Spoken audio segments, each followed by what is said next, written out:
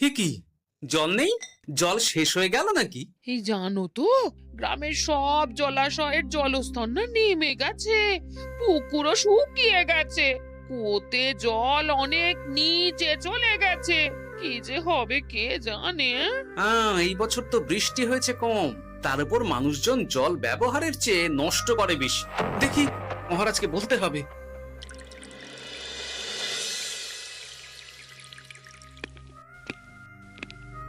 এই তো গোপাল এসে গেছো। শুনেছো, রাজ্যে সকল জলাশয়ে শুধু শুনিনি, চাক্ষুষ দেখেছি, আর এর কারণ ও তার সমাধানও ভেবে এসেছি মহারাজ। তুমি কি বলতে চাইছো সেটা বলো না খোলসা করে। মহারাজ, আসন্ন দিনে জলাভাব মেটানোর একটাই উপায়, তা হলো প্রজাদের উপর কর চাপানো। মহারাজ, আমার ঠাকুরদা বলতেন, যা মেলে মূল্য বিনে তার মূল্য কে আর জানে। আমরা যেহেতু জলের মতো এত মূল্যবান সম্পদ বিনামূল্যে পাচ্ছি, তাই একে গুরুত্ব দিতে শিখিনি। সবাই মিলে দেদার জলের অপচয় করছে। আমি এই অপচয়ের বিরুদ্ধে কর বসানোর পরামর্শ দিচ্ছি মহারাজ। জলের জন্য দেবে দাম, ছুটে যাবে কাল ঘাম। হ্যাঁ, যখনই জলের জন্য কর দিতে হবে, তখনই জলের অপচয় বন্ধ হবে। এতে লাভটা কি হবে গোপাল? মানুষ কম জলে কাজ করা শিখে যাবে, ফলে আগামী দিনে যদি জল সম্পদ কমেও যায়, এই কৃষ্ণনগরের প্রজারা আগে থেকেই তার জন্য প্রস্তুত হয়ে যাবেন। কিন্তু আমি আমার প্রজাদের কাছ থেকে জলের দাম নেব গোপাল? না মহারাজ, কর বাবদ যে অর্থ উপার্জন হবে, তার সাথে আপনার দান মিলিয়ে রাজ্যের মধ্যে একটা বিরাট কৃত্রিম জলাধার বানানো হবে, বাহ বাহ বাহ! যেখানে বৃষ্টির জল সংরক্ষণ করা যাবে মহারাজ। এতে সারা বছর ধরে আর কোনো জলের অভাব থাকবে না মহারাজ। গোপালের প্রস্তাব বড় ভালো লেগেছে। আগামী দিনে ইতিহাসে এই কর্মযজ্ঞের কথা লেখা থাকবে বলেই আমার বিশ্বাস। আর তাই আমি গোপালকে এই মুহূর্তে 50টি স্বর্ণমোহর উপহার দেব বলে ঘোষণা করছি। সাধু সাধু সাধু।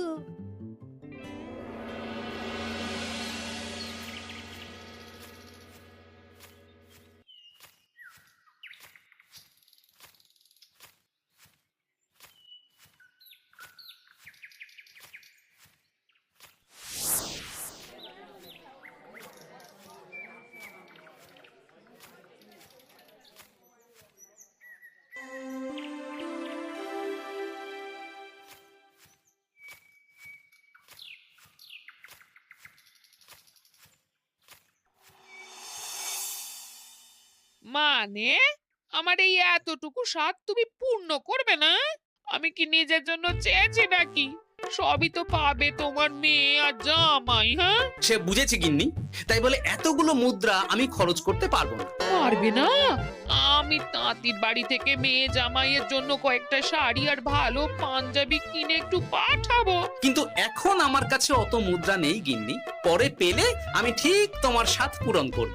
আবার বাজে কথা বলার জায়গা পাও না তুমি। এতক্ষণ কোথায় ছিলে গো? আমি বেলায় নদীর পাড়ে গিয়েছিলাম, তখন কমলা আমাকে বলল তোমায় নাকি দেখেছে। কি দেখেছি?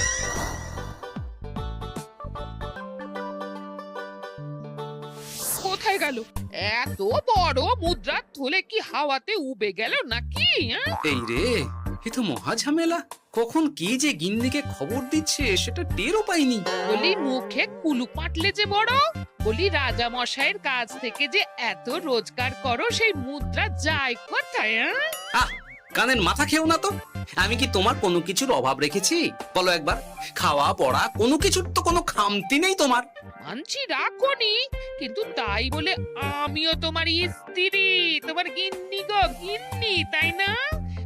আমার তো জানার অধিকার আছে নাকি যে তোমার উপার্জনের অর্থ করি সব কোথায় যাচ্ছে?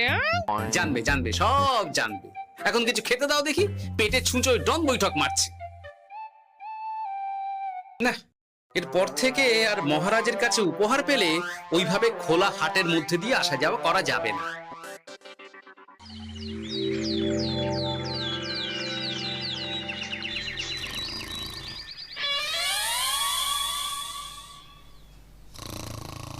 তোমার আর কোনো চিন্তা নেই গোপাল। আমি তোমার মাসোহারা তো বাড়িয়ে দিলাম, সঙ্গে প্রত্যেক দিন তুমি 10 মোহর করে পারিতোষিক পাবে। এই নাও। আহ, এই ভোরবেলায় একটা জব্বর স্বপ্ন দেখা গেল বটে। এই স্বপ্ন খুলে গেলে আর কোনো চিন্তা নেই। গিন্নি, ও গিন্নি, বলি গেলে কোথায়? গিন্নি, সাড়া নেই। ও গিন্নি, রাগ করলে নাকি গো? আরে এসো এসো, এমন একটা স্বপ্ন দেখেছি না যে তোমার আর কোনো চিন্তা থাকবে না গিন্নি। মোহর আর মুদ্রা একেবারে ঝরে পড়বে গো।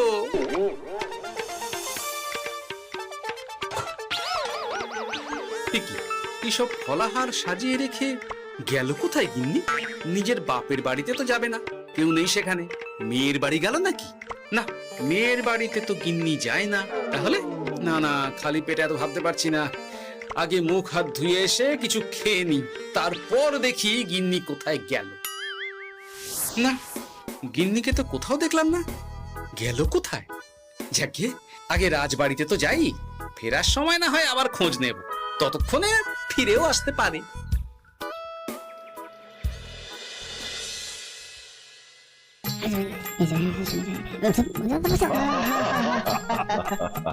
বাহ বাহ বাহ, একেই বোধহয় বলে সঙ্গগুণ। অনেকদিন এত হাসি নিয়ে। যা বলেছেন মহারাজ। হাসির চোটে পেটে ধরছে খিল। কর্তার গিন্নিতে দেখছি রয়েছে অনেক মেল। কি গিন্নি, তুমি এখানে কি করছো?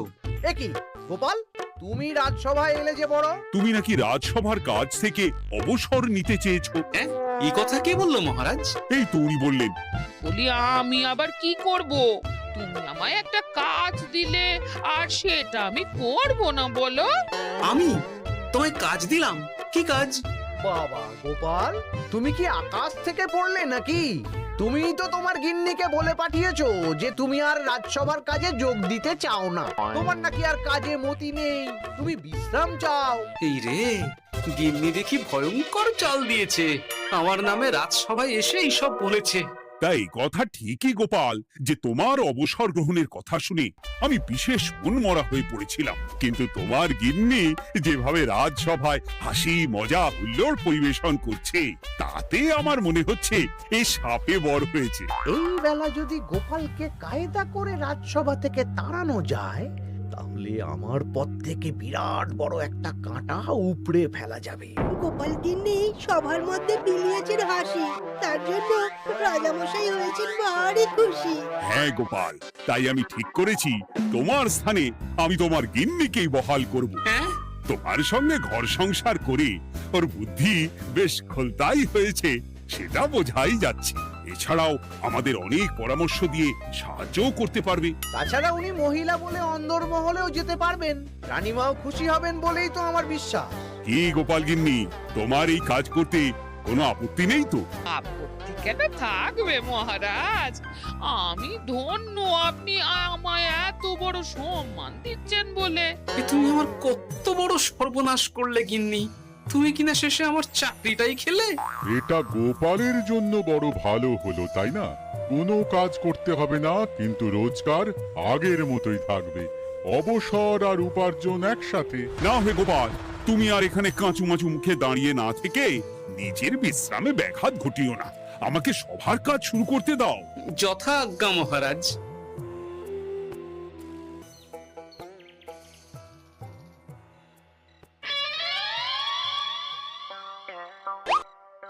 মানে মহারাজ সমস্যার সমাধান করতে দিয়েছেন তোমাকে, আর তার উত্তর দেব আমি? কেন? তুমি আমার চাকরি খাবে আর তোমার সেই চাকরি রাখার দায় নেব আমি? হ্যাঁ হ্যাঁ, নেবে। মানে কাল রাজসভায় মহারাজের সমস্যার সমাধান করব, সেই মতো কথা দিয়ে এসেছি। হ্যাঁ, আগাম 10টা মুদ্রাও বাগিয়ে এনেছি। তার থেকে তোমায় একটা মুদ্রা দিলাম। এখন মানে আমাকে উত্তর বলে দেবে, না হলে আমি কেন দেব? আমি পাবো একটা মুদ্রা, আর তুমি আমার কাছে উত্তর জেনে নিয়ে সেটাই বলে পাবে 9 মুদ্রা। কিছুতেই না। বলবে না? না। তাহলে ভালো করে শুনে রাখো, আজ থেকে ঘরের উনুনে হাঁড়ি চড়বে না। চাকরি তো খুইয়েইছ, এবার না খেয়ে প্রাণটা খোয়ানোর জন্য তৈরি হয়ে যাও। হ্যাঁ। ওরে বাবা, এমন কথা কেন বলছো গো গিন্নি? তুমি তো জানো যে খিদে একদম সহ্য করতে পারি না। এখন যদি তুমি এইসব বলো, তাহলে আমার রক্ষে নেই গো। বেশ, তা তাহলে আমি যা জানতে চাইছি সুসুর সুসুর করে বলে ফেলো দেখি। এ আমি কি শাঁখের করাতে পড়লাম রে বাবা। ঠাকুর, এত দুর্ভোগ লেখা ছিল, ঘরে বাইরে সব জায়গায় এত হেনস্থা যে সহ্য করা যায় না ঠাকুর।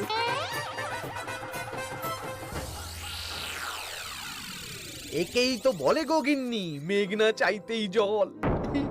এতদিন কতভাবে চেষ্টা করেছি গোপালকে রাজসভা থেকে তাড়াবার, আর গোপাল নিজেই কিনা রাজসভা থেকে পালিয়ে গেল।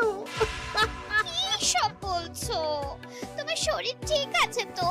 শরীর মন সব ঠিক আছে, তবে গোপালের বদলে কাকে বহাল করা হয়েছে শুনলে তোমার মাথা ঘুরে যাবে।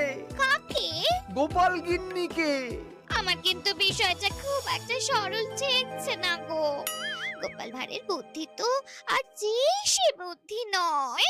উনি যাই করেন খুব ভেবে চিন্তে করেন, এর পেছনে আবার কোনো মতলব নেই তো। এটা তুমি মন্দ বলনি গিন্নি, গোপালকে নিয়ে সত্যি কোনো বিশ্বাস নেই। ও কখন কি ঘোট পাকাচ্ছে বলা যায় না। আমাকেও সাবধানে থাকতে হবে, দেখতে হবে যে গোপাল আসলে কি চাল চালতে চাইছে।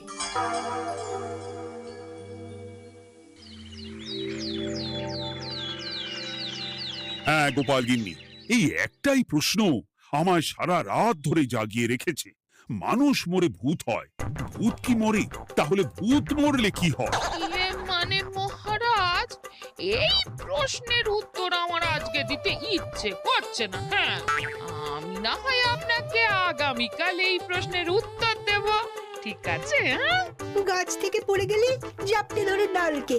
আজকের প্রশ্নের উত্তর উনি দেবেন কালকে। না হে গোপাল গিন্নি, তা হয় না। এই প্রশ্ন আমাকে সারা রাত বিচলিত করেছে। আবার যদি আজকেও এই প্রশ্নের উত্তর না পাই, তাহলে তো আবার একটা নিদ্রাহীন রাত আমাকে কাটাতে হবে। মানে আমি বলছিলাম কি মহারাজ, গোপাল গিন্নি তো সদ্য এই কাজে বহাল হয়েছে, তাই তাকে তো একটু সময় দেওয়া দরকার নাকি? কিন্তু প্রশ্নের উত্তর না পেলে যদি মহারাজের শরীর খারাপ হয়, তার দায় কে নেবে মন্ত্রী মশাই? এই রে, এখন আমি কি করব? এ তো মহা বিপদে পড়লাম দেখছি। আচ্ছা মহারাজ, ঠিক আছে ঠিক আছে, আমি এই প্রশ্নের উত্তর দেব, কিন্তু আমার না একটু সমস্যা আছে। খোলা হাওয়াতে গিয়ে না দাঁড়ালে আমার ঠিক মাথা খোলে না, তাই বলছিলাম। তাই না হয় যাও, হাওয়া খেয়ে এসে মাথাটা খোলতাই করে নাও, কিন্তু এই প্রশ্নের উত্তর আমাকে আজকেই দিতে হবে। হ্যাঁ, উফ, এই যে কি সমস্যা! সারাদিন ঘরে বসে থেকে থেকে তো আমার সারা গায়ে বাদ ধরে গেল। সেই সকালবেলা আমাকে ফলাহার করিয়ে দিয়ে গিন্নি তো চলে গেছে রাজবাড়িতে চাকরি করতে। এদিকে আমার যে পেটে কিচ্ছুটি নেই, তার কি হবে? মহারাজ দোকানে গিয়ে যে ভালো মন্দ খাবো তারও উপায় নেই, তাহলেই তো কাঁড়ি কাঁড়ি খরচা। না, একবার দেখি তো উনুন ধরিয়ে অন্তত ভাতটা চাপাতে পারি কিনা, তাহলে গিন্নির ওই হাঁড়ি না চড়ার হুমকির হাত থেকে অন্তত বাঁচা যাবে।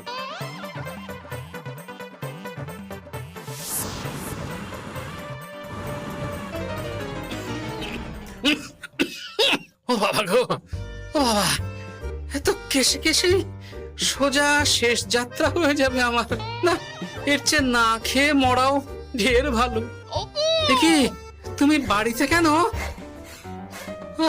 এত হাঁপাচ্ছ কেন? ষাঁড়ে তাড়া করেছে নাকি? আরে না গো, মানুষ মরে ভূত হয়, ভূত কি মরে?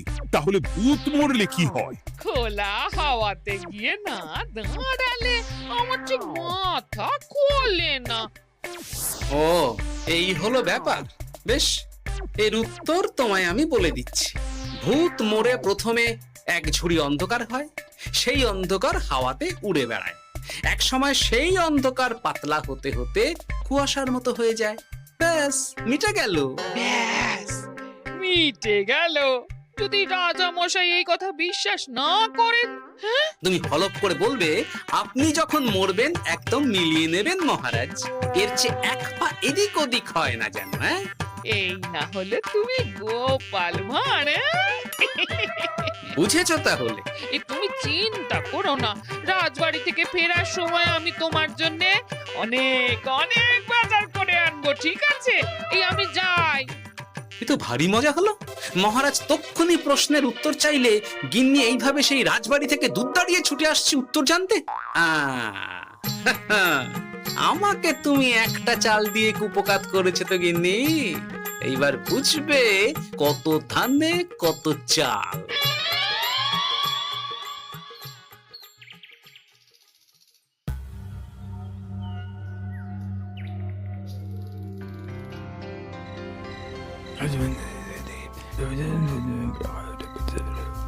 বুঝেছিস তো তোর কাজটা? খুব বুঝেছি গোপাল দাদা। নেই, এবার লেগে পড় দেখি।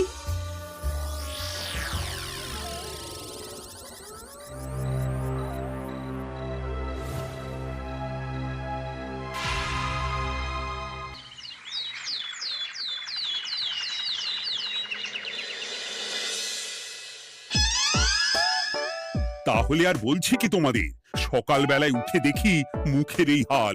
এই কাণ্ড কি করে হলো মহারাজ? তার আমি কি জানি। আমি সকালে উঠে আয়নায় নিজেকে এই অবস্থায় দেখে খুব চিন্তায় রয়েছি। গোপাল গিন্নি, আগে মহারাজ, গোপাল থাকলে যে কাজ করতো সেটা তো তোমাকেই করতে হবে, বলতে হবে এর সমাধান কি। হ্যাঁ মানে আমি হ্যাঁ হ্যাঁ, আমার মনে আছে। তোমার তো আবার হাওয়া না খেলে চলে না। যাও যাও, তাড়াতাড়ি হাওয়া খেয়ে এর উত্তর নিয়ে এসো।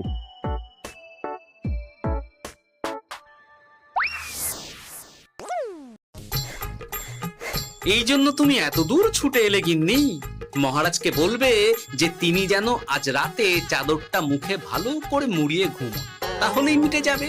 এই রং চলে যাবে আর নতুন করে কিছু হবেও না। ও মা, বলি এত সোজা সমাধান? হ্যাঁ? তা নয় তো কি?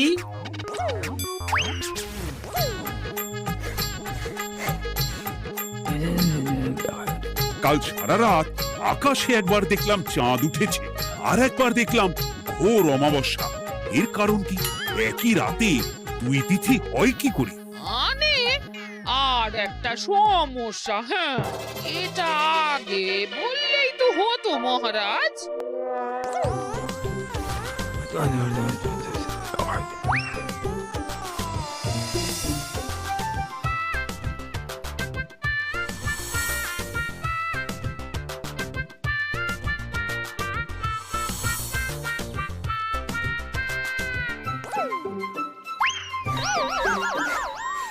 এ কি, তুমি হাওয়া খেতে গিয়ে এইভাবে খাবি খাচ্ছ কেন গোপাল গিন্নি? এর কারণ আমি জানি মহারাজ। সে কি কাণ্ড! তুমি কি করে জানলে? গোপাল গিন্নি মোটেও হাওয়া খেতে যায়নি মহারাজ, সে গেছিল নিজের বাড়িতে গোপালের কাছে আপনার বলা প্রশ্নের উত্তর জেনে আসতে।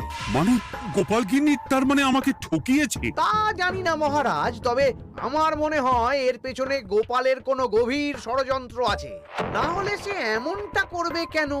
আর এক রাতেই আপনার সাথে এতগুলো অদ্ভুত ঘটনা পর পর ঘটবে কেন? বটে, এক্ষুনি গোপালকে ডেকে আনো।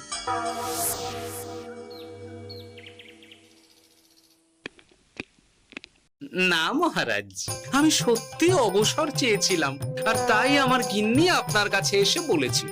ওর কোনো দোষ নেই মহারাজ।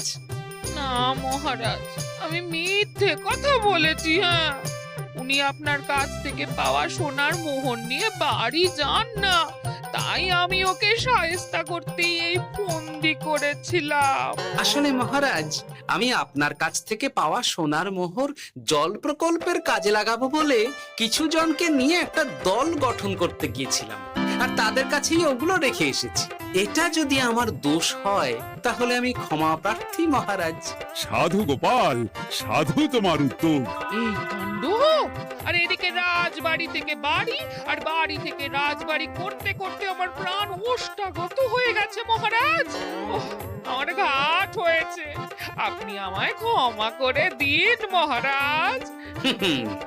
এইবার মজার টের পেয়েছ তো গিন্নি? আপনি আপনি আপনার আদরের গোপাল ভাঁড়কেই তার চাকরি ফিরিয়ে দিন মহারাজ।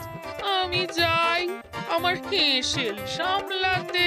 কেলে পচা খুব ভালো করেছে বলতে হবে।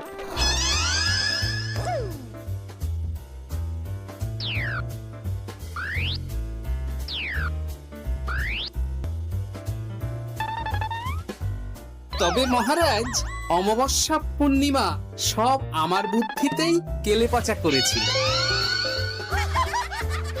আপনার ওই মুখের রং, ওটি একটি বিশেষ রং যার আয়ু একদিন, তাই ওটা এমনিই মিলিয়ে গেছে। হ্যাঁ, সেই বরং ভালো। তুমি তোমার গিন্নিকে নিস্তার দাও গোপাল। তাছাড়া আমিও আমার গোপালকে ছেড়ে আর থাকতে পারছি না। যথা আজ্ঞা মহারাজ। আমারও যে আর এই অবসর ভালো লাগছে না মহারাজ। গোপাল ছাড়া রাজসভা যে লাগে ফাঁকা ফাঁকা, তাই তো আবার চাকরিতে তাকে বহাল রাখা।